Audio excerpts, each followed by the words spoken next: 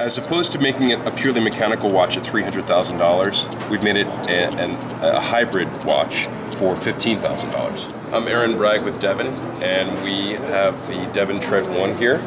It's a system of 4 interwoven belts to tell the time as opposed to a face and hands. And those 4 belts are revolving around a central chassis. Those 4 belts are driven by these 4 little motors here. And those 4 motors are controlled by a little central controller that's a mini computer. When I turn the crown, or push the crown for 4 seconds, it's going to turn the watch off. And it's still going to be telling time, but it's no longer going to indicate the time.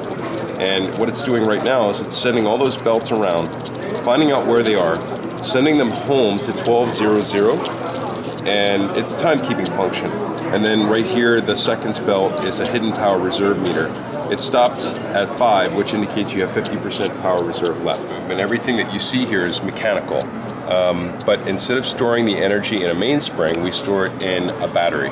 And the reason is, if we had made it a purely mechanical watch, it would have been probably $300,000 to $400,000, and the power reserve would be very, very small. So we used a battery, and the power reserve is actually up to 14 days. When we first developed this watch, we came to Switzerland, and we tried to develop it with Swiss suppliers. And those same suppliers, all they saw was a rendering that looked like this.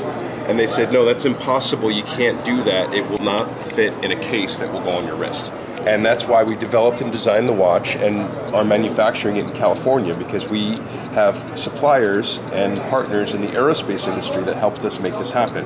So for instance, instead of using rubber belts, our suppliers were smart enough to know that there was glass reinforced nylon belts that were first used in avionics. Tested for tens of thousands of hours from 140 degrees Fahrenheit to negative 40 degrees Fahrenheit, and they'll never stretch, they'll never tear. So if you look at one of the watches from the side, you're going to see that the clearance between these belts and all these moving parts is literally microns. It's super tiny.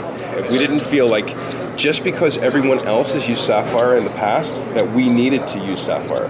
We use today's technology, which is a substance called polycarbonate. Polycarbonate is what they make bulletproof glass from. You see these radiuses on the end here? They would have been nearly impossible to craft sapphire with those radiuses. If you were to hit that radius, you're very likely to break it or shatter the sapphire. This is nearly indestructible.